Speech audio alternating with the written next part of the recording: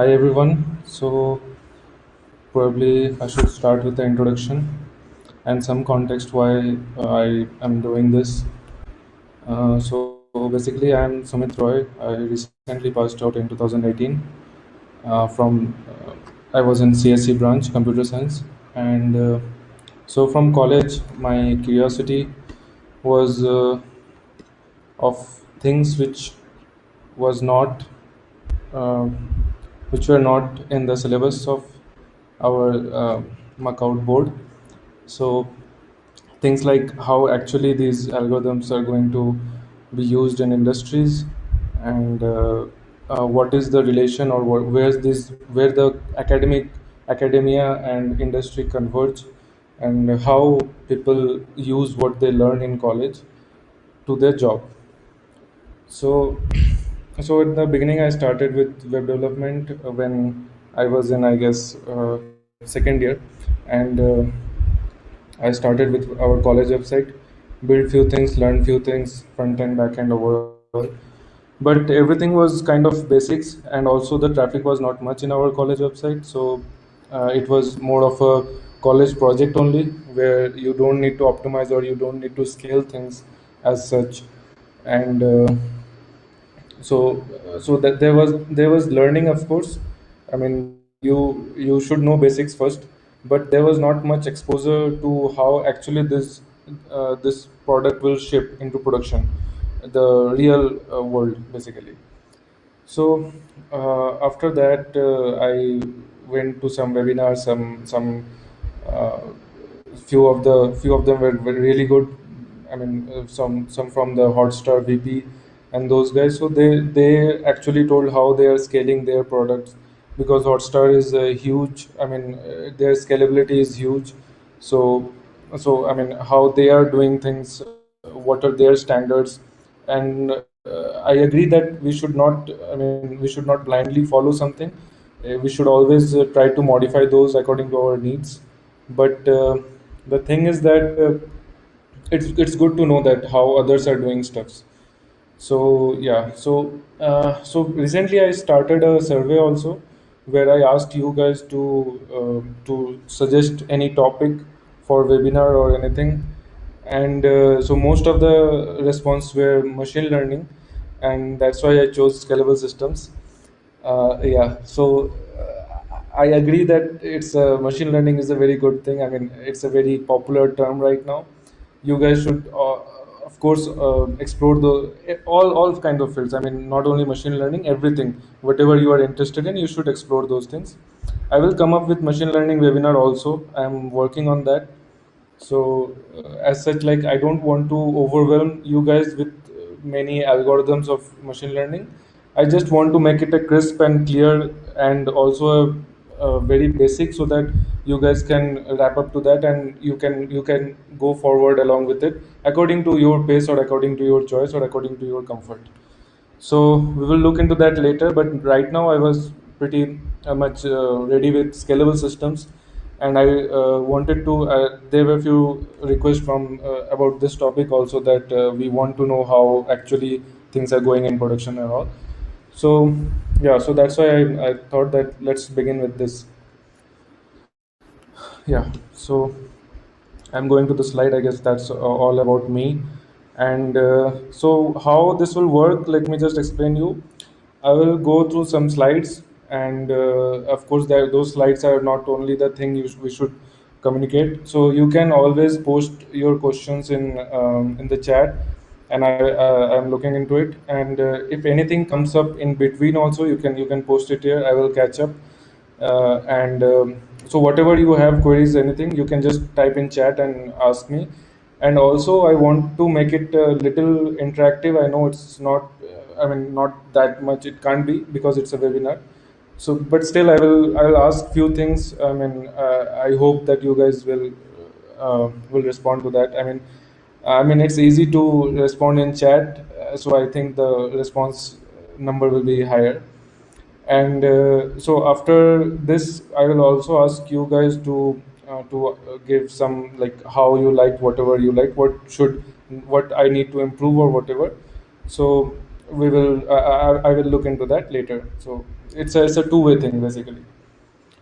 Okay, that's enough. So, and also the time management. So, I will be doing this for not too much, 30 minutes, and after that, for 10 to 15 minutes, I will be taking questions.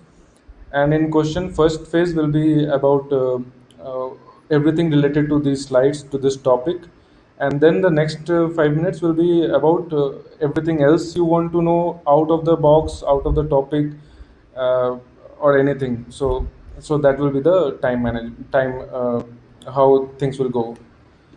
So I guess everyone is onboarded and we are good to go. Cool.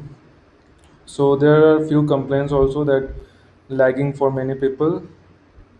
I'm sorry guys, Twitch is something I thought it will be. Actually, it takes a good network, but but yeah, YouTube nowadays YouTube is lagging also. So I thought we should go for Twitch.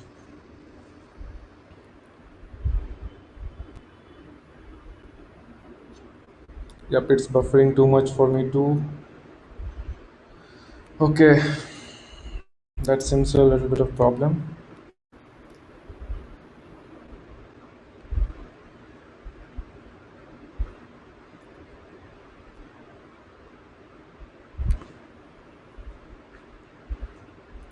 So I think if I switch off the camera, if I go full on presentation mode, I think it will work a little bit better.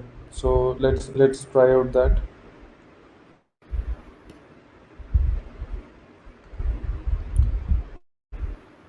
Okay. So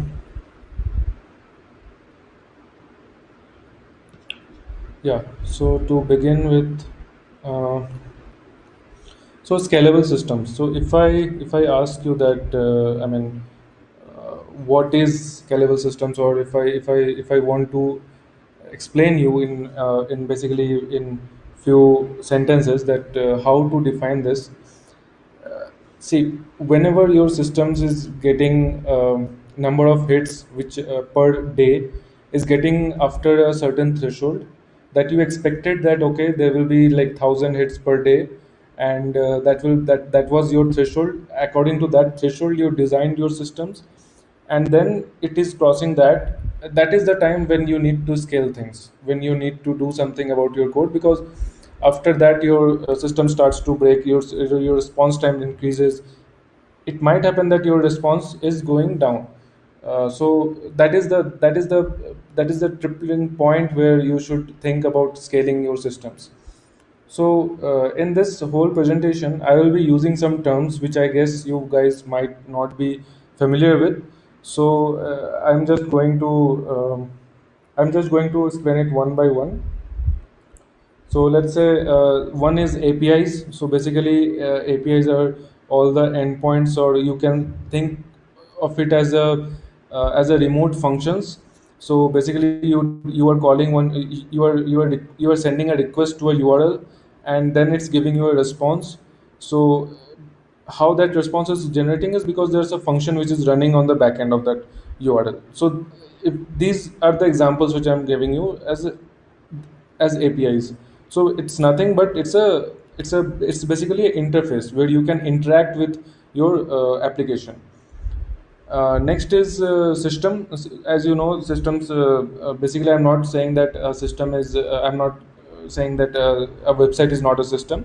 A system is basically the overall thing, the front end, the back end, the database, the full stack is you can consider it as a system. Or if in a microservice, then you can take those things as a one by one node as a one system. Then number of hits, as I said, so number of hits is basically number of hits. I'm assuming we should go with how many users or how many request is coming into your system. Request context, whenever I am explaining, is basically that what is the everything in request response cycle basically. So basically, whatever the request ID is there, whatever the request, user email, user information, everything which is everything which is contained in that request packet. As you guys are familiar with networking, so that packet, everything in that is request context I will be referring to. Next is that cron jobs. So cron jobs are basically those things. See, for the guys who came later or who are not getting the point. So I'm right now, I'm just giving you some terminologies so that we can get along in the later slides. So cron jobs.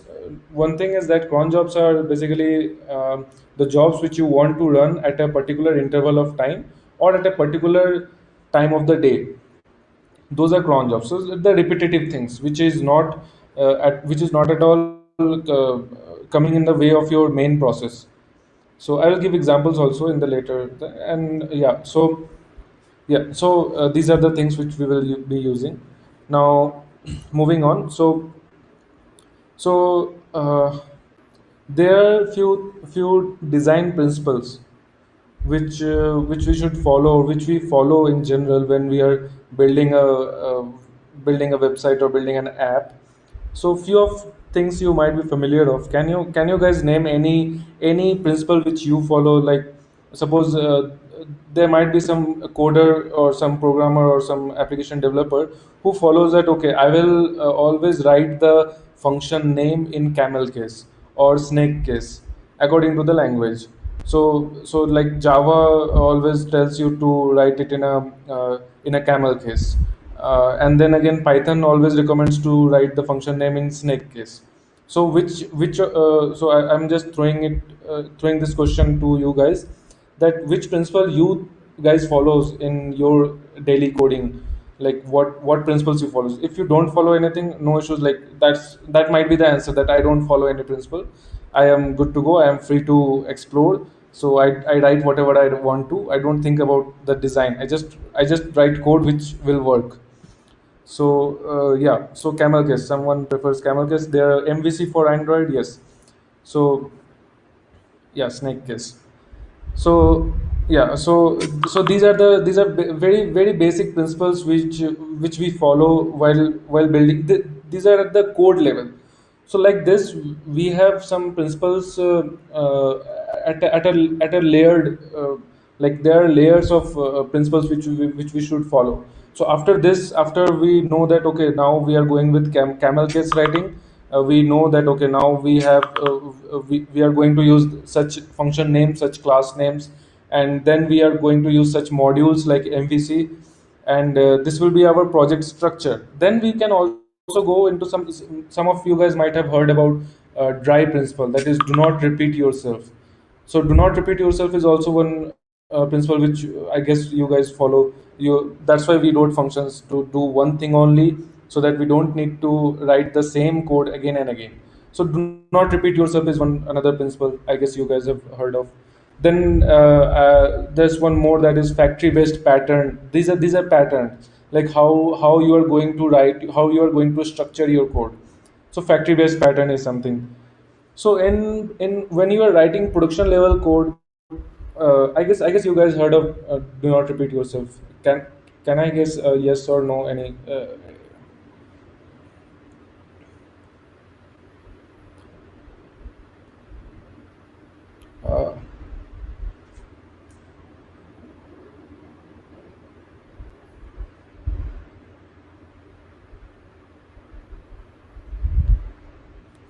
yeah. So yeah.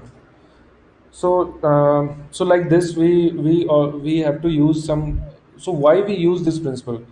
So the first motive to use this principle is so that others can also contribute, so that it will be maintainable. We can have other coders also on board, and they don't have much difficulty to understand the code. So that's why. So like this, we have two principles, or two main principles, while we design the architecture. Now architecture is something which I will later discuss. So right now I'm just giving you the context, or the terms. So two architectures are monolithic architecture and microservice architecture. So monolithic is basically everything in one. Microservice is basically you are dividing your monolithic into bits. This is something which will take time to settle down. I agree. Right now, just remember these two things: that monolithic is something which you have everything in one. Microservice is basically distributed. Okay, so moving on. So, what are the things to consider when you are going to scale your system? First thing is, you should always remember these three keywords. These are like whatever you are doing. I mean, whatever kind of system you are designing, these three things are the primary importance. So what you should do is that first is reliability. Your system should be reliable. Reliability means whenever the request is high, or the hits are high, your the number of users coming is high, you should always come, your system should not go down, or your system should not go, I mean, not responding, or some 504 or any error because of the load. Next thing is scalability. Scalability is that so reliability also happens with the third party side. Like whenever you are using a third party any APIs, and you are going like okay, this third party system is not reliable. So that means that if it might happen that they are breaking things up, which will escalate your systems breaking into, and all those kinds of things. Scalability is the same, like how you will scale this product. Like right now you are writing code for 10 requests. You are doing a n squared for loop, but yeah, of course, DDoS. So right now you are doing a n squared of n squared O of n squared. So there are two for loops, nested for loops. So this will work. This will work fine for when n is less. But when you are going on a scale, how you are going to scale this code, or how this will scale. So these are the things you should always consider while scaling. Like in future, when you are going to reiterate this code, when you are going to reiterate this feature to scale it, how you are going, will it be easy to do or not? Next comes the maintainability. Maintainability is basically when a feature is ready for production and there are bits of changes.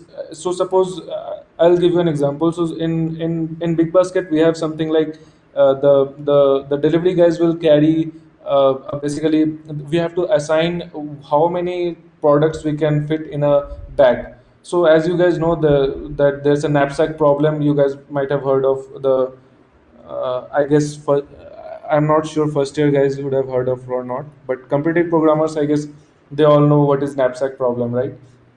So these kinds of problem will come in production base also. So at that time you can't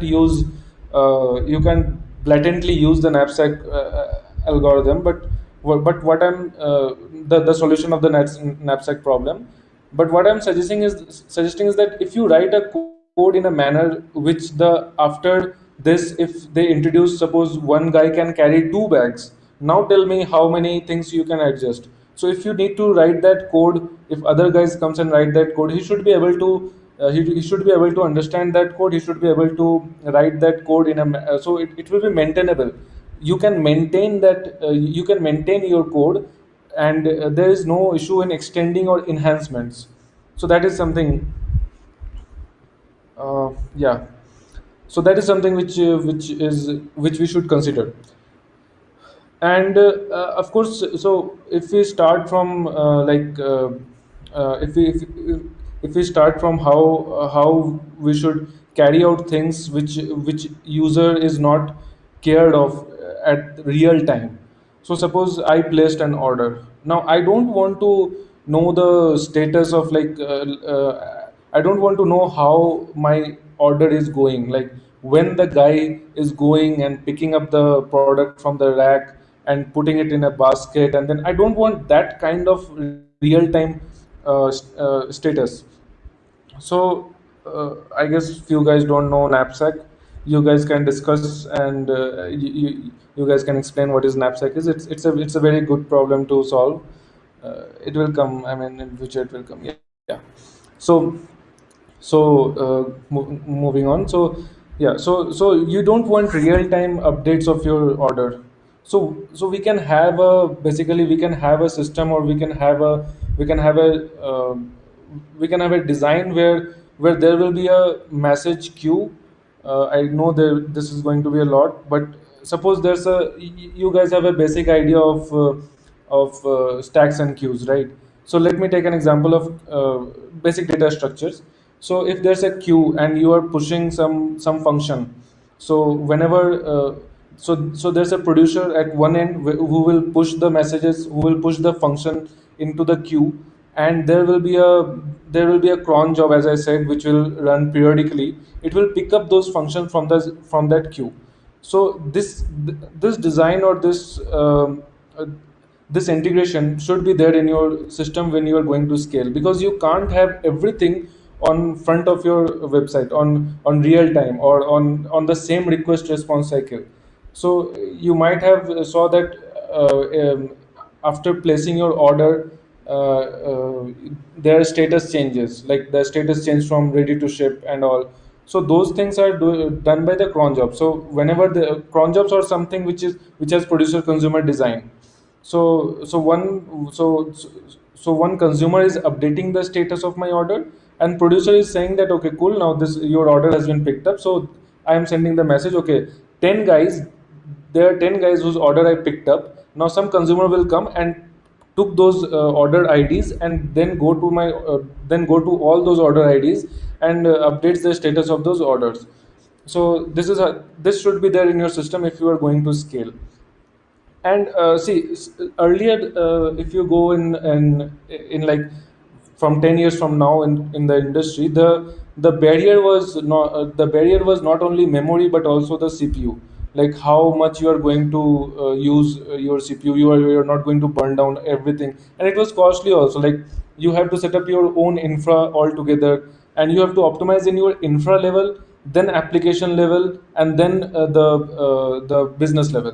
So there were multiple layers. Now when the AWS came, you don't need to worry about the infra, you just need to worry about your application and your business. So now the CPU is not a barrier anymore for scalability.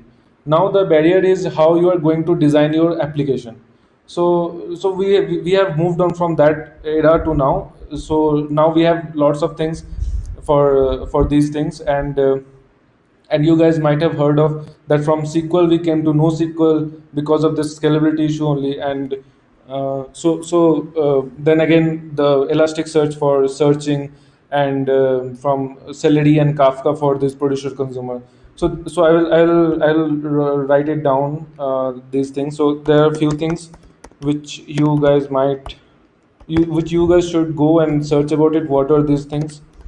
I'm pretty sure that this will be overwhelming for some of the guys, but some of the guys might have heard of it also. So yeah, and so now next thing comes is, so when you are building your product, you need to know that how things are breaking, because you are not going to write a code which is perfect, which will scale, which will do awesome scaling, which will be secured, which will not have any fault tolerant anything. Your system will break. That's a eternal truth. So now to track down that how your system is breaking, when your system is breaking, you should have a logging system. You should have an extensive logging system with all the edge cases, all the corner cases covered, and all at a one place where you can search. So if you use if you use Logstash, yeah, if you use Logstash, so that's a very good example for doing the extensive logging system. uh, and then comes the security. So uh, see, I agree. In India, security is like, हाँ देख लेंगे बाद में kind of thing. But see, I'm not sure about you guys, but in when you're going to a startup, when you're going to a production ready code, the security comes at very beginning. Like, see, when you're scaling things, that means your product is getting into the eyes of many people. And when your product is getting popularity, when it's gaining popularity, people will attack you, like some guy said, DDoS attack, love you puppy too. So yeah, so that guy, of course, yeah, DDoS attack will be there. And uh, and some data breach might also happen. If you guys have heard, Vedantu have recently they had a data breach. So they will, so if you have an e-learning platform, suppose like Vedantu or Byju's, and then someone tries to hack into your system or hack into your repository where all your videos are there, they might get hold of all the videos, and they might uh, they might get into all the videos, and they might publish it online for free. So these things are very important for your business. So security is also a part when you are scaling, you should consider, because you might scale your things in a way where the security will lag behind, where people will come and hit your API. So there's a very good example which we faced in Unacademy in recent days. So that was we have every website has nowadays a OTP system. So we have our own OTP system, and so there's something that there's an API, as I said, you guys might have known that there's an API which you will hit with your phone number. It will send an OTP to your phone number. Now, if you exploit this API, there's a way to exploit. So if you keep on hitting this, there's a no rate limiting, or there's nothing like, okay, this API is being hit by one IP too many times. So those things we should consider when you are going to scale. You might use a OTP system when you are going to scale to block off the security, but then again you are exposing your system. So these things should be considered when you are going to scale. Next in not I mean, this is very important, handling failures. So you should know that you should know your system very well. Like I'm saying that how this will fail, in at what point this will fail, at what click it will fail. Like if I'm going to do a payment, I am pretty sure it will fail, because that is going to be a third party management. It's going to be a bank's portal, or portal, or payu portal, or any other third party portal. So at that time, you know it's going to fail, it might fail. So you should know these edge cases, like, okay, now I am going somewhere where people might see some failures, or they might have a bad experience. So handling those edge cases is very important. And you should have a backup plan, or backup system, or backup fallback to handle such cases. So this is also very important when you are going to scale. Yeah, so if I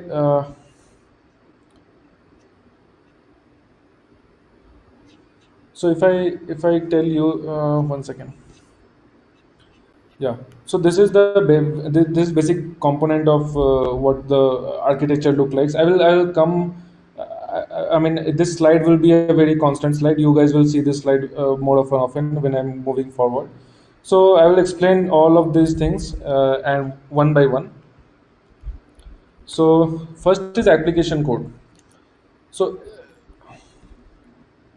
yeah. So the first component of that slide is that you should you should you should have your application code. I think there's some problem with sharing. One second.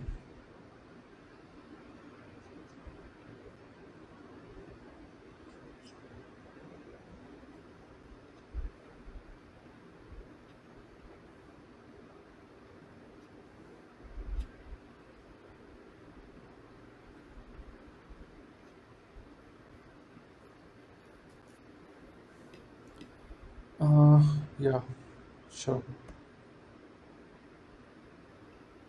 The pointer of Google Slides is doing some issues. Sorry about that.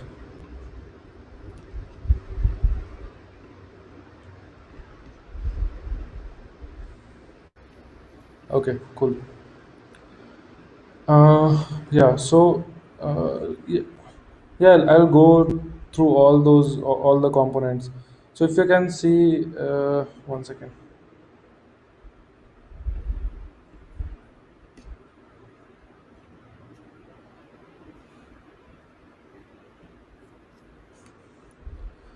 Hmm. So application. Application code is something which I guess you guys might have understood that there should be some code to run, right? Uh, and again, the primary database where your all the data will be stored about user, about your product, about all the tables and list and all the all the business use cases lists and everything. So it might have something extra which you are going to use in future. It might not be directly related to your business, but might have been some something which you might use for computation also. That's the primary database. Now here comes the main thing. What nowadays we have a separate full text search DB. Earlier it was like you have to build your own. If you guys have heard of uh, Try, I guess, right? Try. See, why I'm going on referring these queues, stack, knapsack, and try and all, because I want you guys to believe that whatever you are reading, whatever you are learning right now, it's very important, and you should not only write these codes on your project basis or on your assignment basis. You should think about how we are going to use this on a daily life, and you should write those things. Like you can write on your own full text search kind of application. So yeah, so we have so nowadays people have separate full text search DB where they sync the DB with the primary database, and also they flatten those things. So as you guys have saw, all the website has their search enabled thing. So as I was saying, Elasticsearch is a very good thing, is a very good search based DB. Next comes the one more is the Spacey. So how Elasticsearch gained popularity is that they have very they are basically fast. That's their primary thing. It's for search. They did one thing at its best. They made the DB for search. That's all. They have their analyzers means you can have a little bit of grammatical nuance in that you can have you can write something like you can write Paul, and you can have a list of all the Pauls and Paul and Paulo and all those things. But the main point is that NLP, you have to have your own setup for that. You need to use your own NLP for that. It can not be so extensive. So after Elasticsearch, what came as Spacey Universe. So Spacey Universe gives you the NLP on the full text search combined. So that is gaining. It's not popular as of now. Nowadays, Elasticsearch is being just used for fast database. That's all. I don't think people are using it more. I mean, yeah, who already are using it, they are gonna use. But I don't think new generation industry is going to use that. Next comes solar. It's a age old thing, and I am not sure other than Big Basket which company is using it.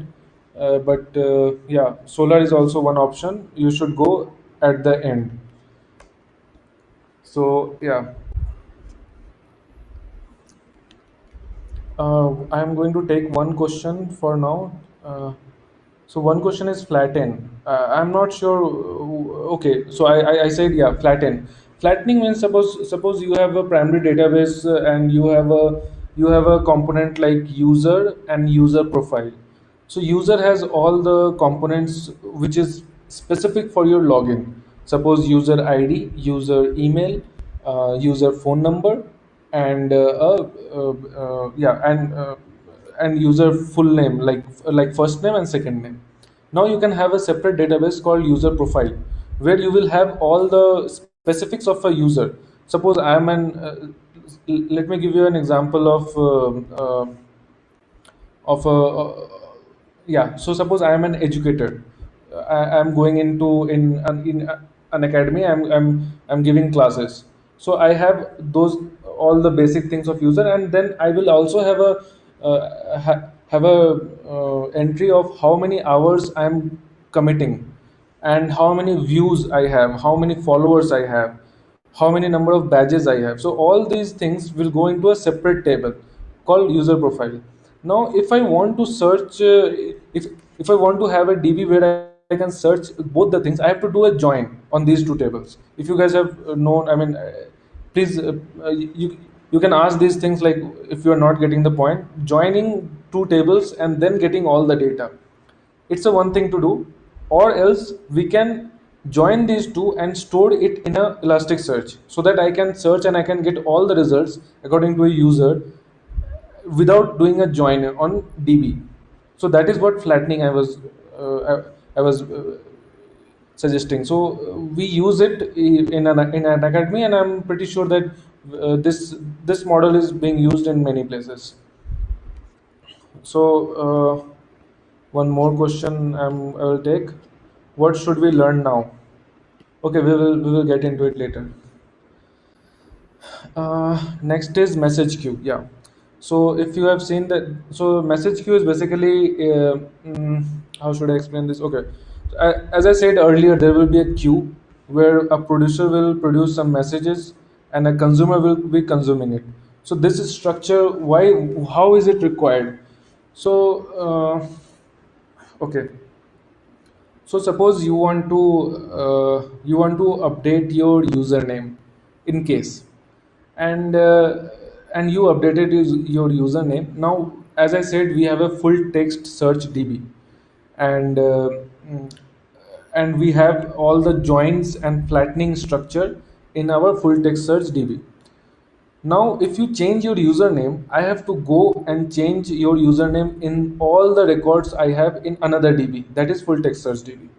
So that part, if I hold your request, if I say okay, you are going to change your username, you clicked on okay, change, confirm, and then your browser is loading until and unless all the documents or all the entries in full text search DB gets updated. That is a very bad user experience. You should not wait for so long for one response.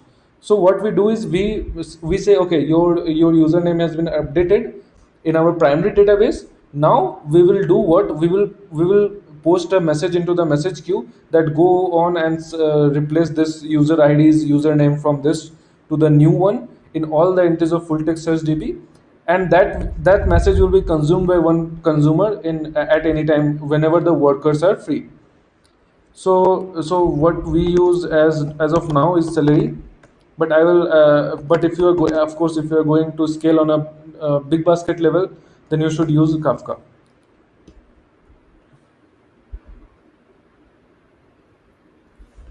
Okay. Next thing is cache, which is very important. So I'll tell you how this cache will impact your response time. Uh, I mean, recently I did a profiling on my APIs. So before adding cache, I have the response type of 500 to 600 milliseconds, and I agree. Like milliseconds is very less. It might be very less, but see, if you are going to have your API response time as 500 milliseconds, then there will be a network call, so that will again add up the time, so it will become 2 to 3 seconds. So it might become 5 seconds also. So what we always try to do is we should have our API response time within 100 milliseconds. That is the best.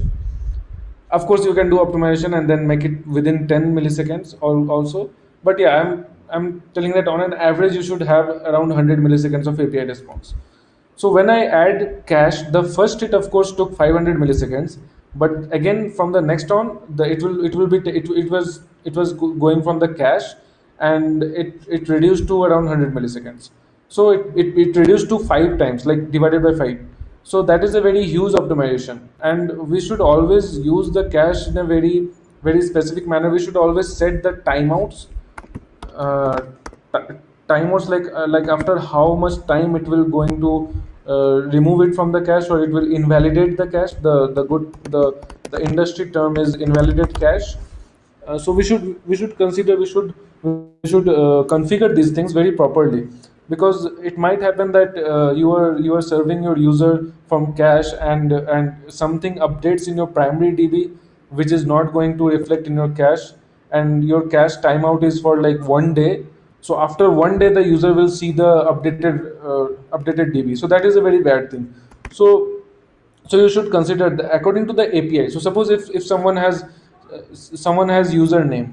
So username, people are not going to change username frequently, very frequently. You can have this username cache for suppose 30 minutes or 15 minutes. But again, if someone's score, suppose you are giving a quiz, and there's a score thing. Score is going to be changed very frequently. Like after each submission of question, score is going to change. So you should not have this in your cache, and even if it is in your cache, it should be of few seconds only. So you should always consider these things when you are implementing cache on your system. Okay, so one question again: if both datas are related to users, do we need to separate tables? Acha. Okay, cool. Yeah, see, in the beginning, when you are starting your business, you don't know what all features you are going to have in future. So you come up with, okay, we will have all these things in for a user, and you build that table, and everything is working fine. Now your product manager will come, and he will say that, hey, so it's awesome, but we want to add a, basically add a reward system for our educators. So if an educator reaches 100K, and then we want to make it we want to award him with something. So there's an award system we are going to attach with educator. So now you will have a different table for award systems, which will have all the users of that award. So you can have a different table. So it depends completely upon at which point you are going to have that requirement,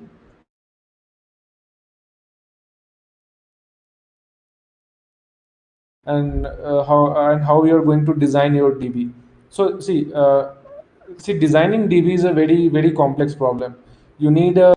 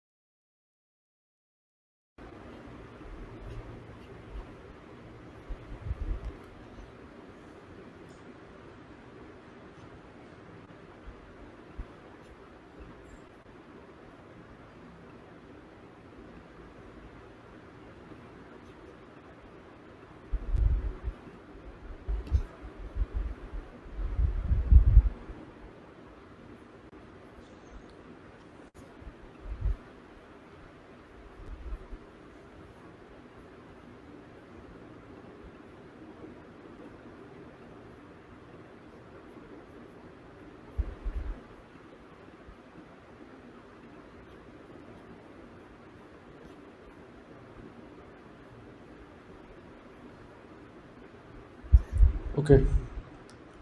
So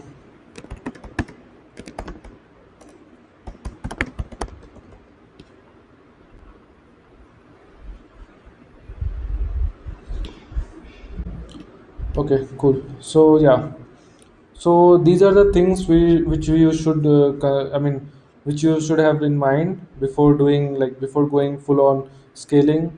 And see, there are points which there are points in your development cycle where you can have the liberty to do scaling and all, but you should always consider that what I need to optimize, what I don't need. See, right now you can always think of as a developer, but when you're going into industry, also have a view about how business logic or how business side is working. You should have to keep in mind what's in your priority and what's not. So suppose this is something. Okay, don't do the premature optimizations. Like right now, you don't need to have a microservice design. You only have 100 users. Right now, you need to have features. You need to develop features rapidly. So rapid development is the primary role right now. So you should do that first, then go into microservice architecture and all. So like I did here, optimization, I should not we should not do this. This is a premature optimization I did.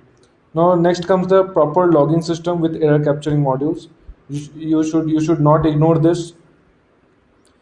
So in the beginning also, so suppose you are not going to scale, but you should have a logging system.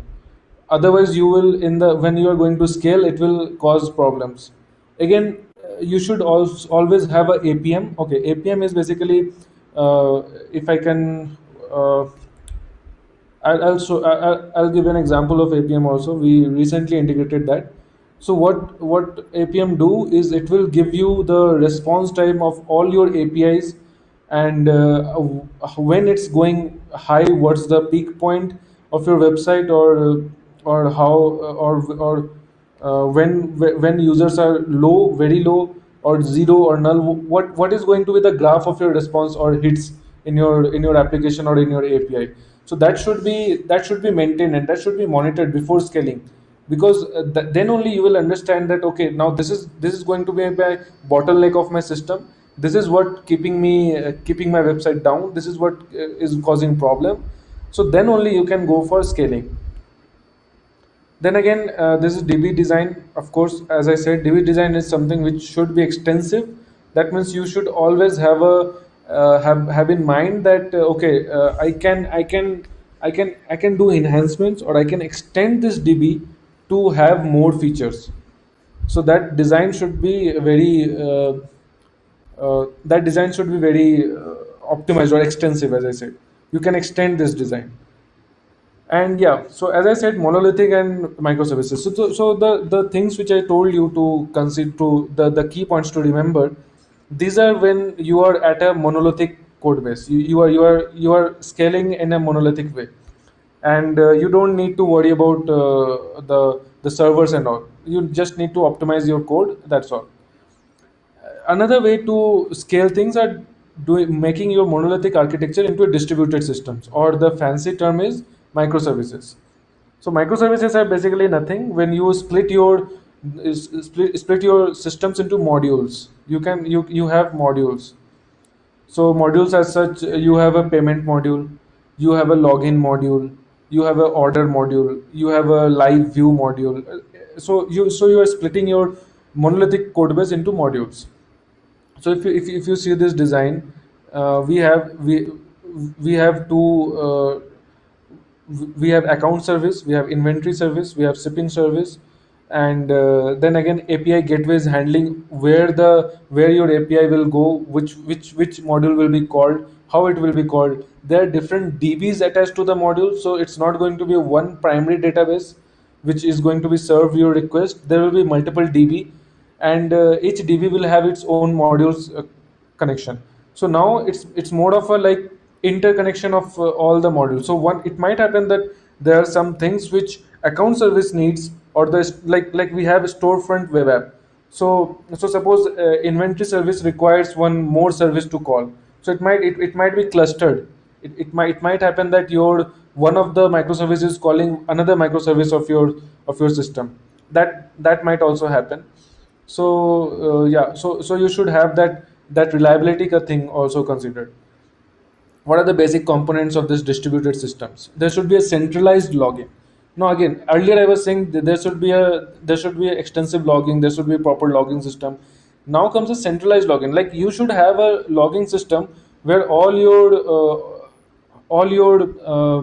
uh, all your microservices will dump their logs into one centralized logging system, so you can search and you can go through how request went from one microservice to another microservice, and then how the response came and everything else, how the error escalated the system fallback. Like it might happen that one microservice is down and that is causing a cascade of microservices down, so that also can be tracked with centralized logging.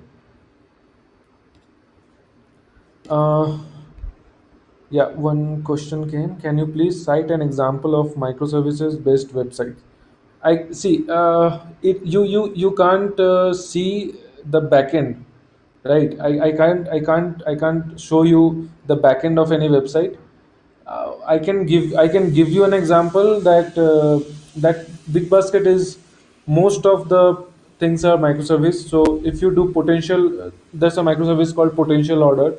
So if you order something, so before ordering, what we do is that when you add something into your basket and you are going to that confirm page, there's a confirmation page.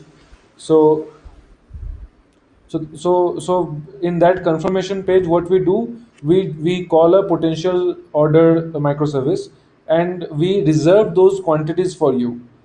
So that is an example of microservice. So it might happen that when you go to the payment system, someone else, so that race condition is tackled by this potential service microservices. And also it might happen, so we need to, if you're going out of that confirmation page, you're removing something, we need to again unreserve those quantities of products from your bucket. So that's how that potential microservice is controlling the inventory system also, and the basket system also. So there are three microservices: basket microservices, potential order, and inventory management. So these three are working together. So this is a very like basic example of microservice. Yeah, next comes a metrics. So it might happen. See, it might happen that one microservice is being used extensively, and others are not being used. See, so at that point, if you are going for distributed systems, the best example is Kubernetes, like how they manage. So suppose there are 10 microservices, and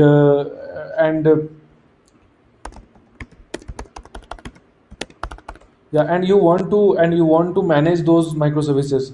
So there should be a management system, and generally people prefer Kubernetes because of its extensive components and its plugins. So if you are getting the information that some microservice, let's say X, is being extensively used, and some microservice A and B are not being used so much, there's not so much traffic in that, you need to increase the ports of the microservice X, and you need to decrease the ports of A and B. You can't go scaling, you can't increase the servers.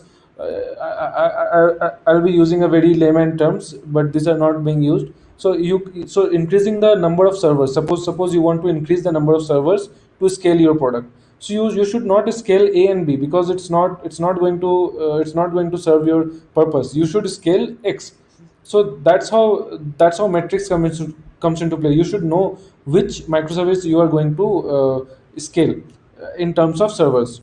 Next comes the health checks. You should always have health checks, so that suppose if any microservice is going down, or it's having a load, it's having a great load. I mean, it's not going to handle traffic much.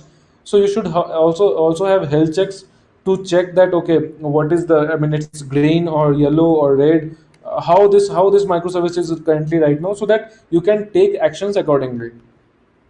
Next is configuration management. See, whenever you are going for a distributed systems, there will be lots of configs, lots of switches, lots of things which are going to be triggered at a particular configuration. So suppose if in case of Uber, let's say, so you might have saw that that Uber, some Uber services are there in Kolkata, some Uber services are there in Bangalore, which are not in Kolkata, and vice versa.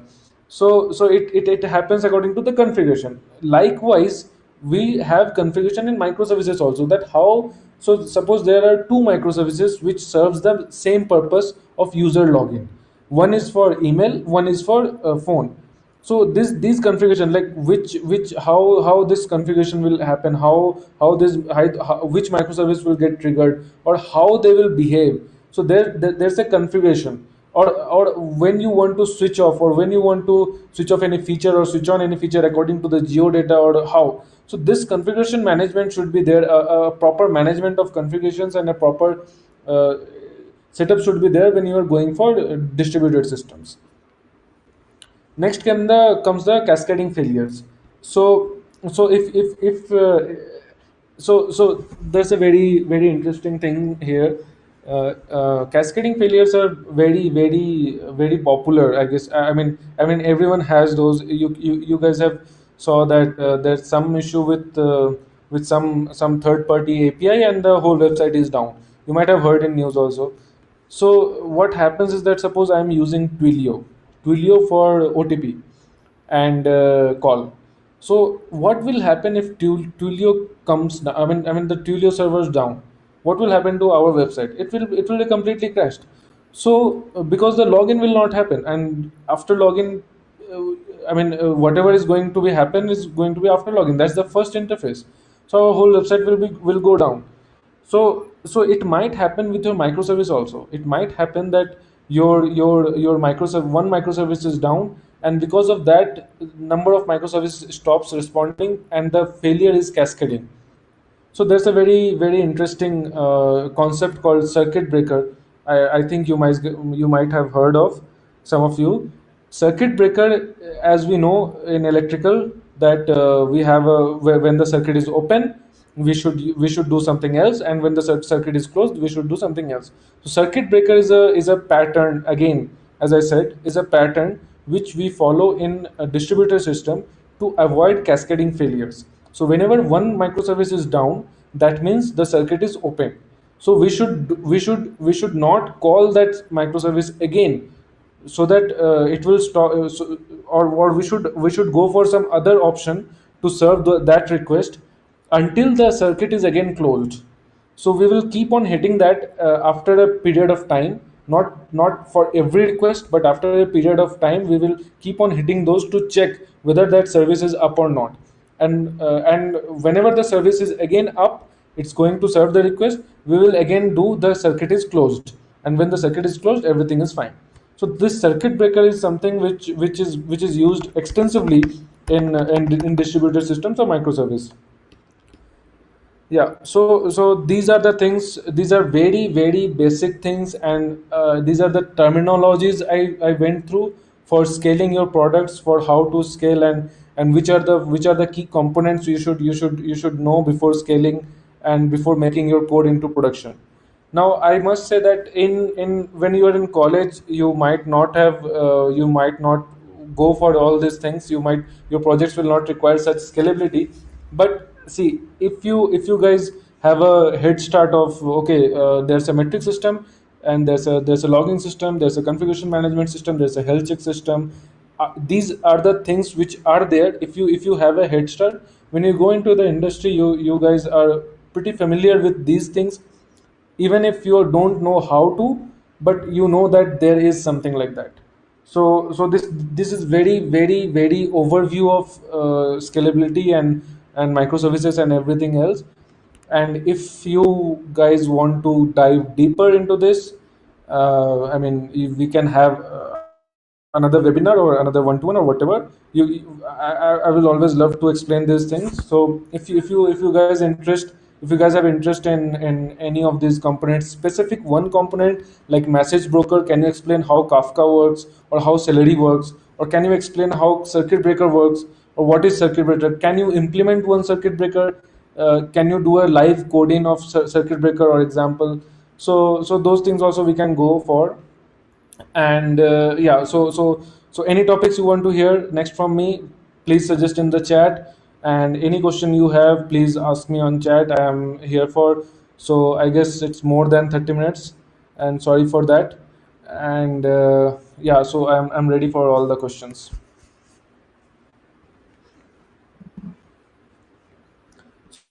So one question I skipped was, how does two microservices actually collaborate or interact? Okay, I guess people already answered this.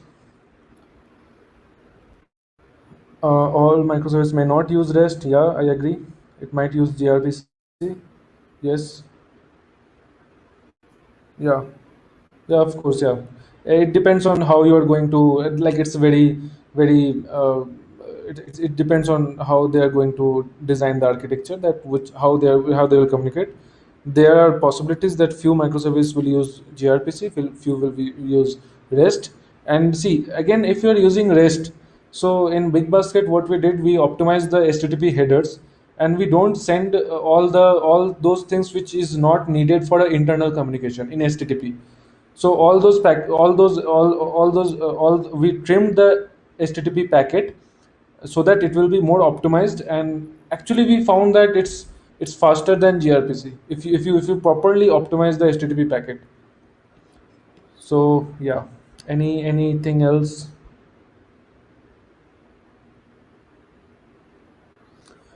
See, how to make APIs secure. If I say, it depends on which kind of security you want. If you want a rate limiting, like you don't want your API to be hit more than 10 times from a IP, then you should always use the request packet. And you can always check the IP and then block it if it's coming more than some threshold. So you can stop that, you can avoid that. Now again, if you're going for DDoS attack or that kind of thing, so you should see, nowadays rate limiting is a very, very basic thing. There are multiple services which provides their own rate limiting systems. You can use that. And more or less it's basically the same, that IP and the browser string, and these things are the basic things. So these are the basic things which is used for rate limiting. That way you can secure the exploitation of your API.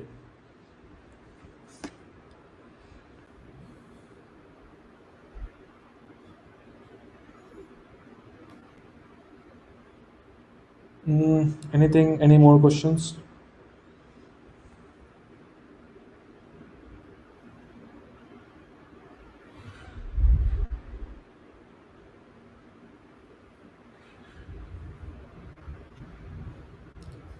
Okay, any questions other than this topic, which is like anything else,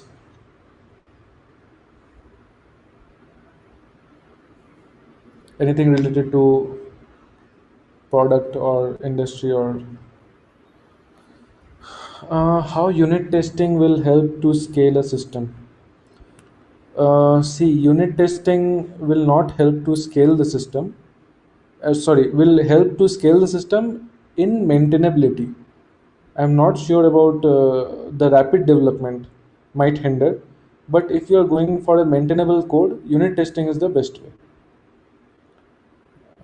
Can you explain DDoS attack? Okay.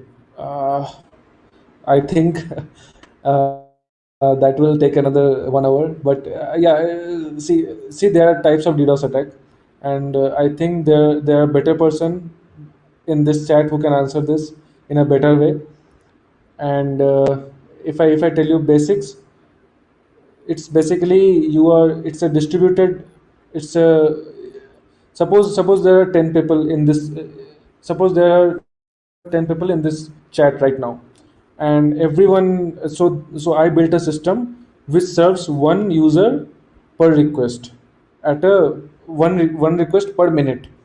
So in 1 minute, I will serve one request. That's the highest I can do.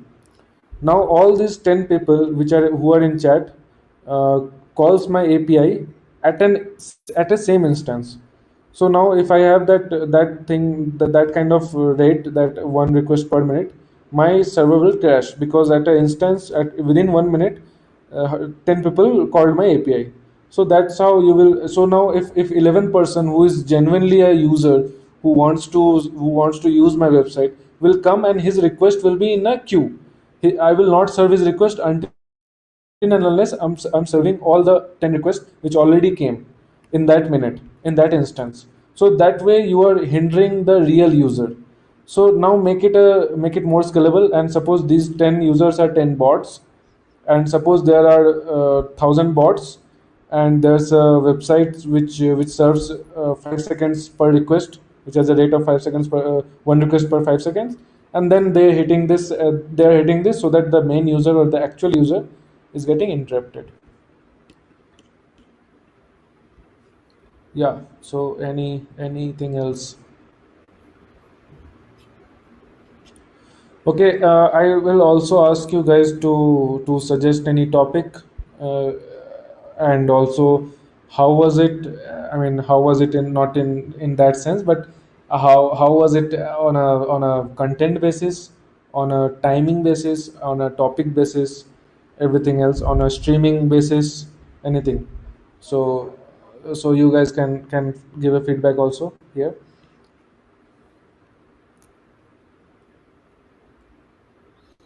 Okay, one more question is that how someone would try out using microservices by breaking down a monolithic system, for example, Instagram like app, like with, okay, once again, like with tech stack and all. Wait, I need to understand this. By breaking down a monolithic system, for example, okay.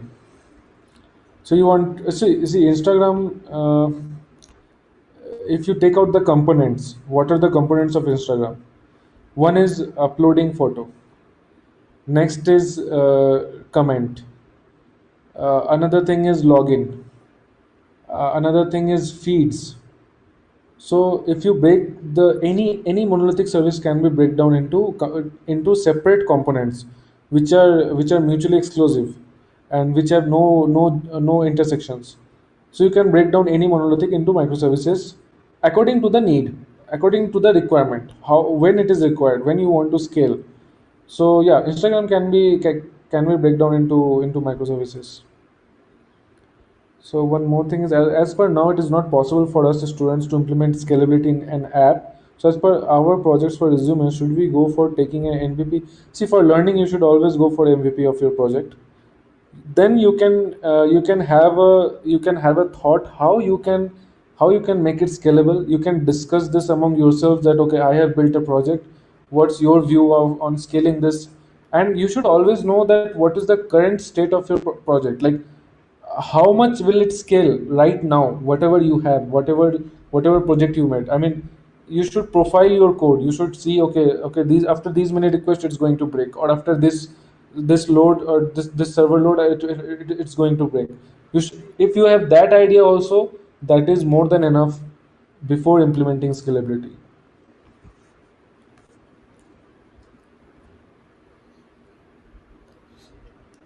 Cool. Okay, cool, thanks. And so you can drop me a mail, and also, like, you can WhatsApp me in this number and this email ID.